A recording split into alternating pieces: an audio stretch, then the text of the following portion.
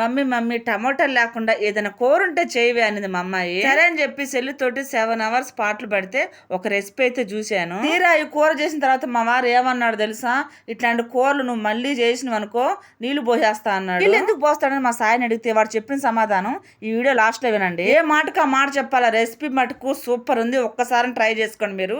ఏం లేదు, ఆనియన్, చింతపండు, పసుపు, ఉప్పు, కారం, కొంచెం అల్లం పేస్ట్ వేసి మెత్తగా అయితే వేయదు, కచ్చా పచ్చగా అయితే మిక్సీ పట్టండి. కడాయి పెట్టుకొని తగినంత ఆయిల్ పోసుకొని ఆవాలు, జీలకర్ర, మనం ఆనియన్ పేస్ట్ పట్టినాం కదా అది కూడా వేసేసుకొని కొంచెం ఫ్రై అవనిచ్చేసి దాంట్లో ఉడకబెట్టిన కోడిగుడ్లు కొద్దిగా ఘాట్లు పెట్టయితే వేసుకోండి. ఈ కర్రీలో నేనైతే ఫ్రై చేయలేదు కోడిగుడ్లు, ఎందుకంటే సాఫ్ట్ గా ఉంటేనే ఈ కర్రీకి బాగుంటది అనిపించింది నాకు. లాస్ట్ లో ధనియాల పొడి, కొత్తిమీర ఉంటే కొత్తిమీర కూడా వేసేసుకోండి. సాయి ఈ కూర మళ్ళీ చేస్తే డాడీ నీళ్లు పోసేస్తా అన్నాడు, ఎందుకంటావు? కూర నువ్వు గట్టిగా చేసినావు కదా మమ్మీ, అందుకే నీళ్ళు పోసేస్తా అన్నాడు. అయితే ఈసారి మళ్ళీ కూర చేస్తే మీ నాన్నకి ఛాన్స్ ఇవ్వను, నేనే నీళ్లు పోసేస్తా.